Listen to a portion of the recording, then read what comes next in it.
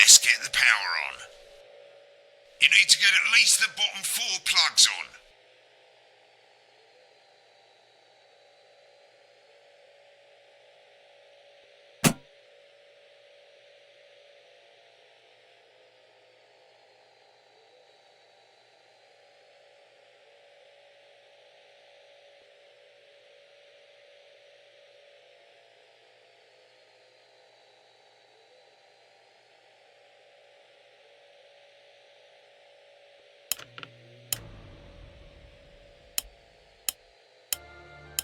Let's load up the adverts. You might want to have a bit of a think about it. Your decisions have consequences, don't they?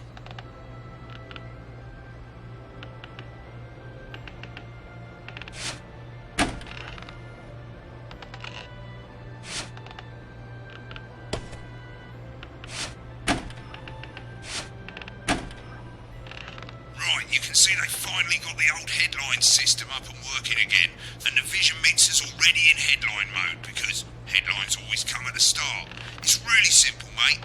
These 2 buttons at the bottom of the vision mixer, you can see they now have A and B on them, and they're to help you pick image A on the left bottom screen here, or image B on the right bottom screen here. It's really simple. This little clock here will count down the number of seconds you have to make your decision. Provided you make a decision in that time, you're fine. And you can change your mind as much as you want until the clock reaches 0. But if you don't make any decision, you'll be fired before you even get to make another choice. I just want to say one more thing, mate. The pictures you choose to show of these people, well, that's how the public is going to perceive them, and that's going to affect their lives. So like with the adverts, choose carefully. No, and we're off.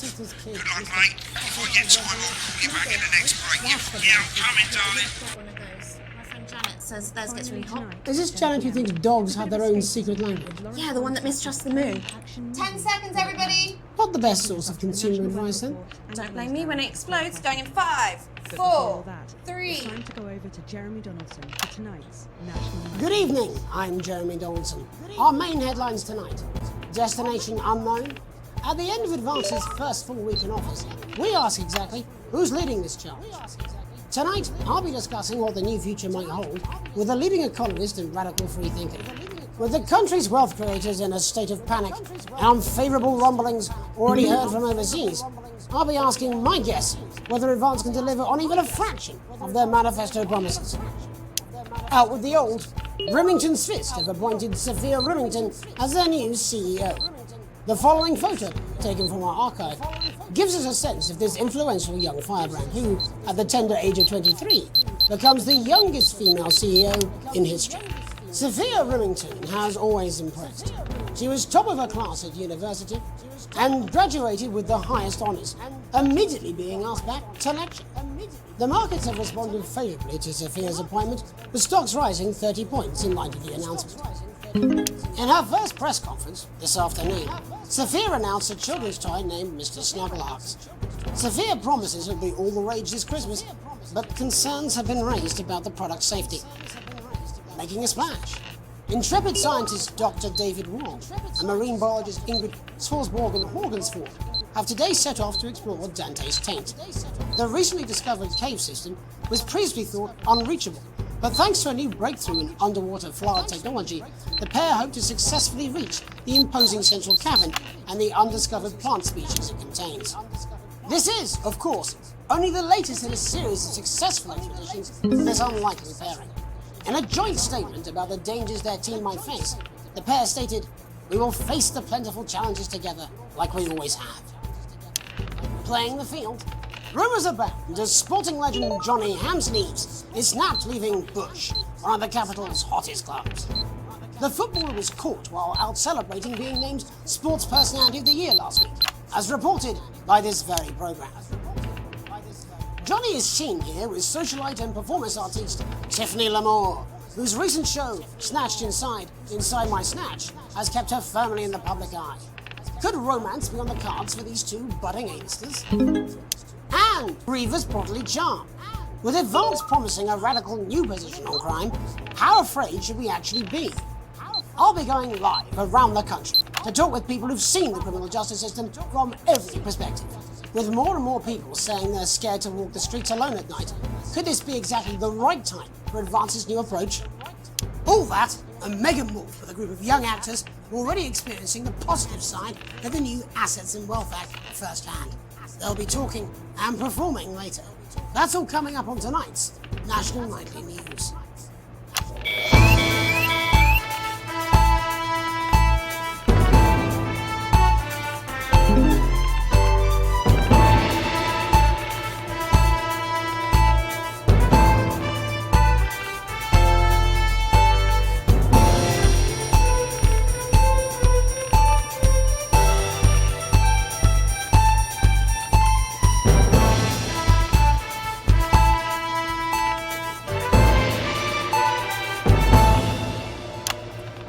Of the government's swift enactment of the Assets and Wealth Act, we're talking about Advance's first week in office and what the new future holds. Joining me are Katie Brightman, a leading economist, and Alan James, author of Alan James is Right, The Free Man's Guide to Waking Up. Alan, the government certainly haven't dragged their heels on delivering some of the legislation they promised. But what does the Wealth Act mean for us? Nothing, Jeremy. We're still vassal slaves, we're just in prettier cages. A confident dismissal there. Katie Brightman, do you agree? I'm afraid I don't, no. I think that Advance have realised that the current economic system of unlimited, unending growth is untenable, so they're changing things up. There I agree with you. They're moving to the next steps in the grand plan. Grand plan, Alan? It's all in my book. Alan James is right, Jeremy. We're to become the great herd, ignorant, sterile, and short-lived. That's what they want. Or perhaps Advance have just realised that if we carry on the way we are, we will destroy ourselves and this planet in a mad orgy of consumption, if you'll excuse the colourful metaphor. Yes, orgy is the right word. Only it'll be the overlords having an orgy on our poor broken backs. It's all in my book. Alan James is... Shamelessly self-promoting? Katie, how do you think the rest of the world will respond to this new approach? I think they're watching carefully. Advance are the most disruptive threat that the world powers have faced since the last Great War. Yes, Katie's right. War is inevitable. Thank you, but that isn't And what this will not be a war like we've ever seen before. We're talking millions of deaths. We're talking high-tech weapons that can level entire cities. We're talking... Out of the wrong orifices? Mock me all you like, Jeremy, but when they murder your parents and they poison your food and they take you away to their camps for hypno-brainwashing, we'll be laughing then. That might be a great way to sell books, Alan, but you know full well that isn't going to happen in a democracy. Democracy is dead. Yes, Advance are radical, and change is always frightening, but the truth is that the Wealth and Assets Act has made more than 90% of the population wealthier and is on target to produce a permanent end to poverty. Bollocks! What this young lady doesn't understand, Jeremy, is that these are the same people. Maybe they've rebranded, but it's all a little circus act to keep us from seeing the tyrant behind the curtain. That's where you're wrong, Alan. For a start, they've mobilised the youth vote like we've never seen before. You say mobilise, I call it grooming. The grooming of an entire generation to walk happily into eternal bondage. They're like psychic paedophiles. But based on the facts, Katie, what are your predictions? The Assets and Wealth Act is only the first step. Advance now have a historic budgetary surplus, and as well as properly funding our public services, they're already funneling unprecedented amounts into scientific research in the arts. Or, as I call them in my book, Frankenscience and opiates. Like opiates, see? Can we get back to the issue at hand, please, Alan? This is the issue. It's all coming from the water, the chemicals, they're pumping it full of belief juice. Don't get me wrong, I want to see these changes, but only if they're sustainable. If Advance lose their power after spending half of our GDP on dismantling infrastructure, that could be catastrophic. The catastrophe is that they're succeeding. They've got us sat here talking about their puppet show. All right, we're running out of time. Quickly, Alan, what does the future look like to you? A bleak space where we've all been figuratively sodomized into submission. Oh, of course. Katie? We might be on the eve of a brave new world. God knows we need some change, but we need to be cautious. Let's walk forwards with our eyes open. Two very different visions of the future there. Alan James, Katie Brightman, thank you for joining me. When we come back, I'll be investigating law and order before Megan meets some beneficiaries of the Assets and Wealth Act. That's all coming up tonight on the National Nightly News. 1 minute back. You know, I think they might do some good. I hope so too, Jeremy. Right, absolutely fucking fine, I tell you. Well, How's it going, actually? Fuck it, I don't care. I hate the fucking news. Oh, bloody hell, I love this tune, though. All right, mate, see you later. Bye! I don't know what she meant by that.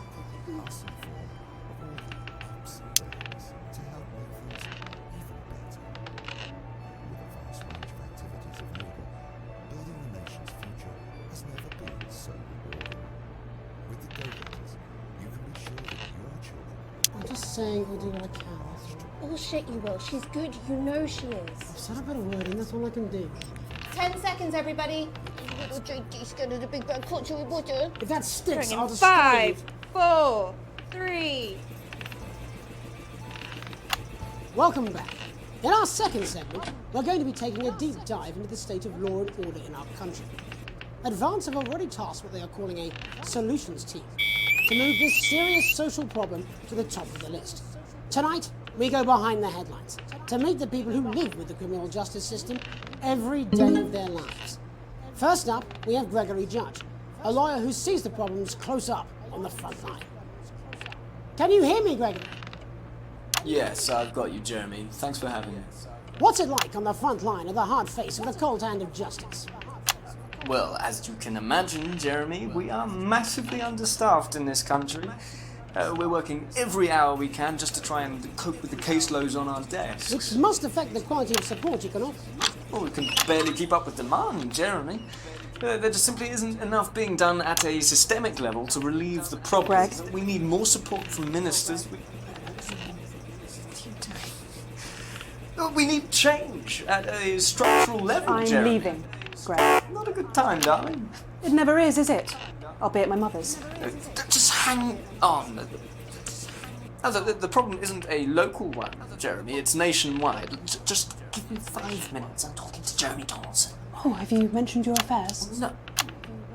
Well, the affairs of the Justice Department that we should be concerned about. Hello, Mr. Donaldson. Hello, Mrs. Judge.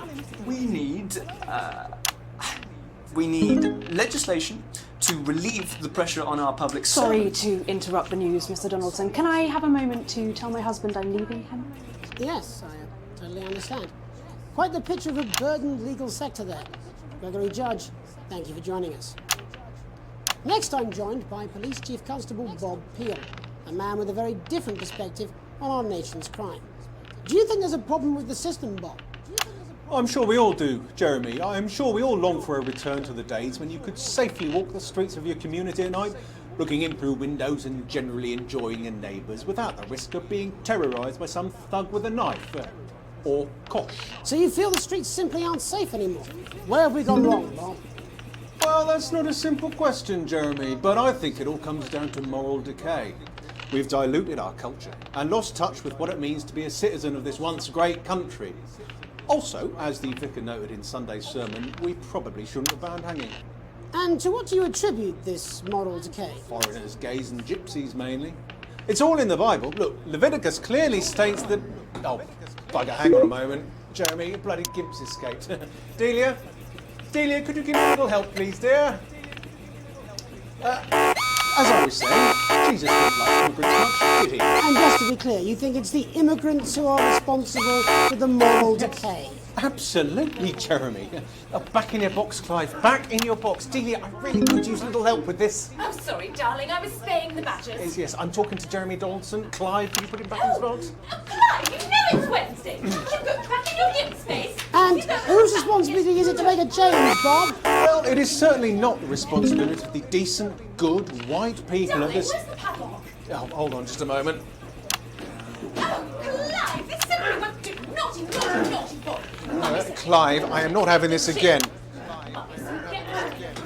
Naughty, you beast. As I was saying, Jeremy, moral decay. Crime is the responsibility of the criminal, no one else. Look, everyone has a sob story, but we don't all end up as barbarians, do we? Look, when our daughter Alice comes home with an A-, does she go on a killing spree? No, she takes 3 of her pills and hides under the stairs like a normal child. Thank you, Bob. Bob Peel there, really locking down the police's position on morality force. Finally tonight, hopefully uninterrupted, it's time to get to the heart of the matter. Tony Dawson has recently been released from prison after serving 3 years for aggravated assault, burglary and menacing a swan. He's agreed to talk to us today, which is also, I believe, his birthday. Many happy returns, Tony. Cheers, Jez. Call me Titwank Tony. Everybody else does. No, I'm not going to be doing that. Can you tell us what it's like in prison, Tony? Titwank Tony. Prison's a mixed bag.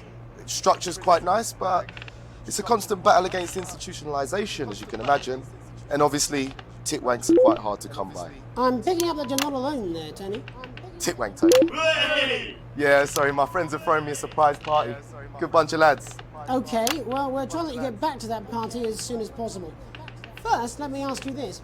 Do you feel that your time spent in prison helped to rehabilitate you in any way, Tony? Titwank Tony. I don't think it's as easy as that, Jez.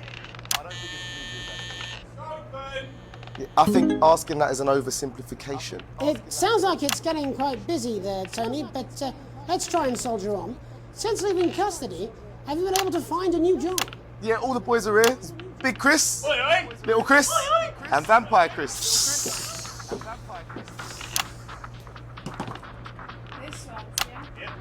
One sec, love. Titwank Tony's on the news.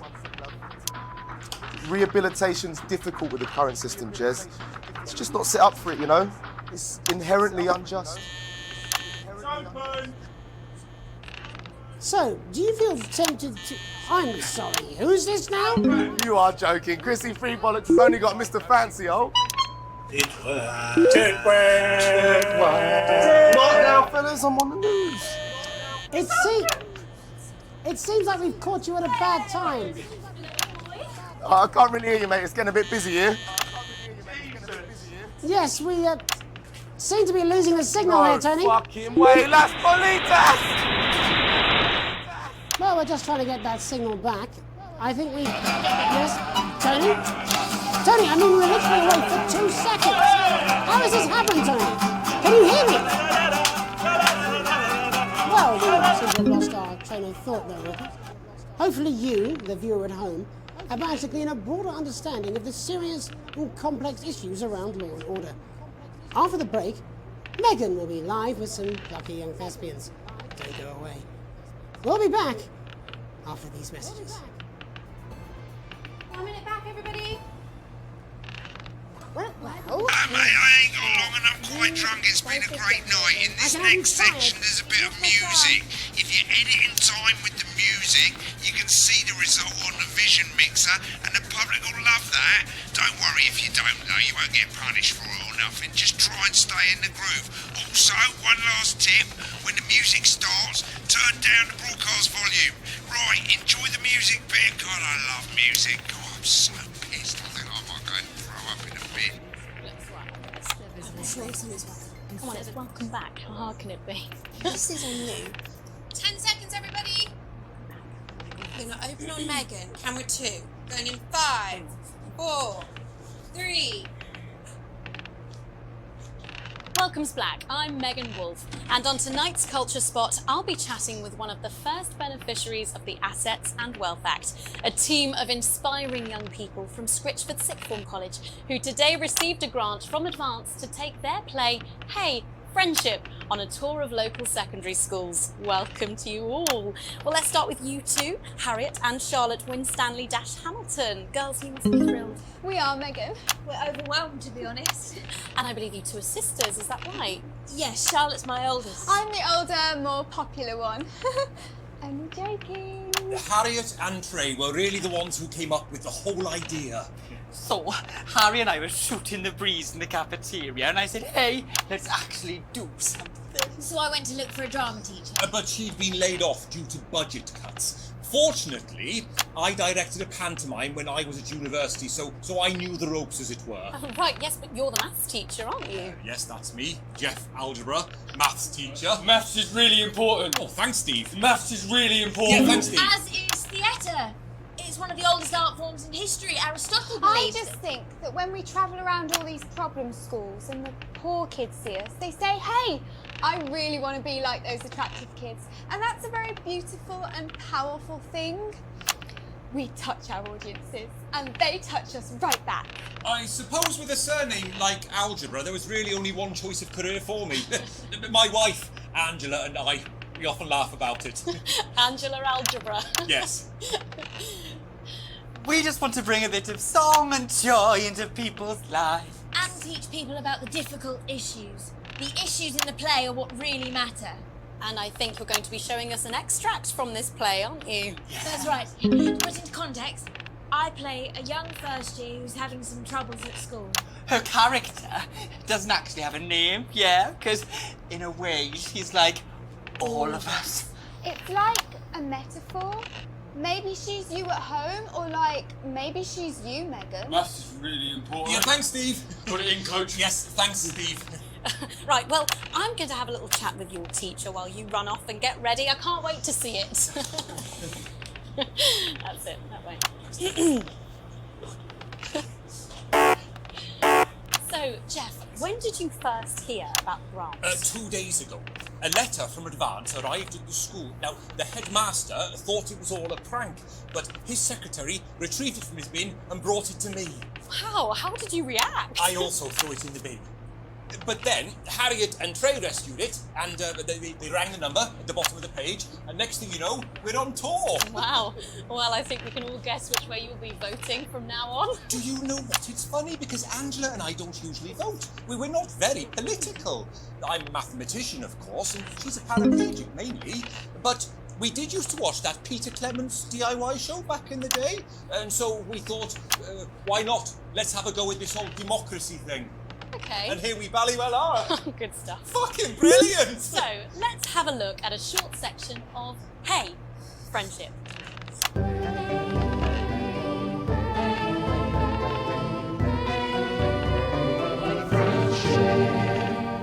Dear Diary, I'm not sure I can take another day at this school.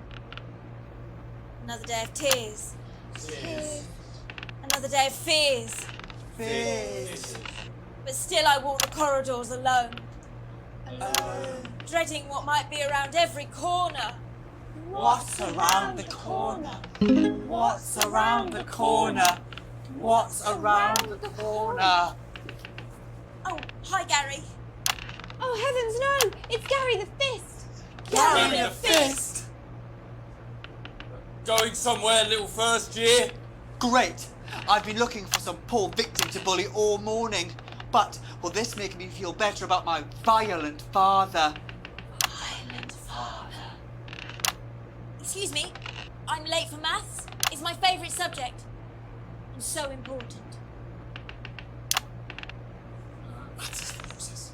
What? Maths is for losers. My arm's stuck, coach. Just keep going, for fuck's sake! Right, maths is for losers. Now, give me your lunch money. Double lunch for me today, but why am I only truly happy when I'm eating? Not today, Gary the Fist. What do you mean not today? Who are you? Oh, my arm's free, coach. Brilliant, keep going! Right, who are you to stand up to me? I'm Gary the Fist, and you're just a sad little girl with 2 gay dads who's all alone. That's where you're wrong, Gary the Fist. These are my 2 new friends. Vanessa is captain of the netball team. Yeah! And Blake owns a motorbike. Yeah. But I can't fight all 3 of you, and I don't have any friends of my own.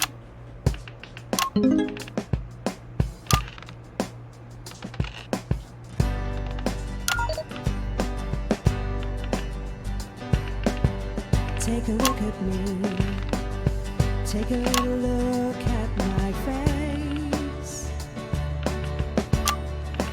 I could be you, she could be you, and you could be me. Or you could be me. Life can be peachy keen if you work as a team. It's my choice to be mean. So stop now, make a different choice. Listen to that inner voice. Hey, listen up, I won't take no crap. Who said middle class girls can't rap? I ain't afraid of your cruel lads. I'm a mother loving rebel, but I still love maths.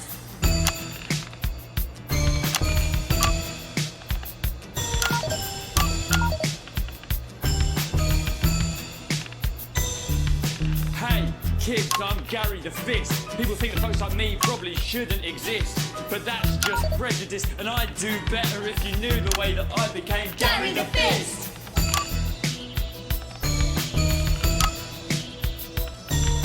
I grew up on a council estate. The park was hip, but the flats weren't great. My dad used to come home drunk and late, and he'd hit my mum, and for dinner he had to wait. Where's my dinner, woman? It's not ready. Where's my dinner, woman? Don't make me ask you again. Hitting women is wrong. I guess life's pretty hard on a council estate. Life's pretty hard on a council estate. Life's pretty hard on a council estate. Life's pretty hard on a council estate. Life's pretty hard on a council estate. Life's pretty hard on a council estate. Life's pretty hard on a council estate. It's so damn hard on a council estate. Life can be peachy keen. Yeah. If you work as a team. Just work as a team. It's your choice to be me. It's my choice. So stop now, make a different choice. Listen to that inner voice. Friendship! Yes!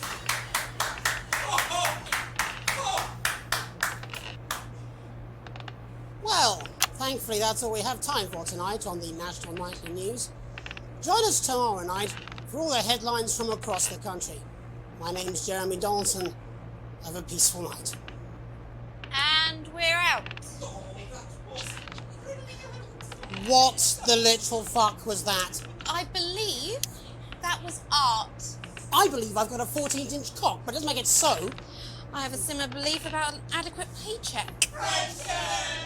Oh, someone please get these twats out of my If you studio. want your house to look like a Christmas bomb has hit it, then we've got the ornaments for you. You want something like vases, or vases, or another cactus to go with your first cactus, or this, a crazy Christmas frog, or a toad, woodpeckers, a cool pineapple, a stuffed Christmas elephant. We've got all the seasonal animals. Crazy Neil's crazy deals. This is a clear out of the storage locker that second Mrs. Neil abandoned, like she abandoned her children. It's a rainbow of crazy fun. Don't be a prick and get yourself quick. Grab yourself a crazy deal with Neil Appeal.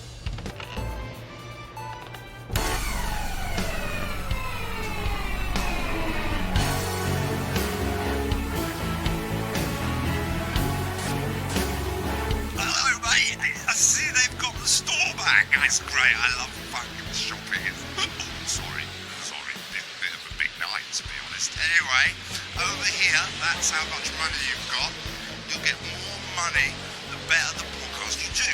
These tabs take you to the bits and pieces and sections of the store. You can fix stuff, you can upgrade stuff, or you can just buy really cool stuff to put around the studio. Right, mate, and the final thing you gotta know, if you want to buy something, you just click on it and it go ka-ching. Nah, but there's no refunds. No refunds, so take care, make sensible decisions. Don't be like Dave. And I'm Megan Wolf. Good evening.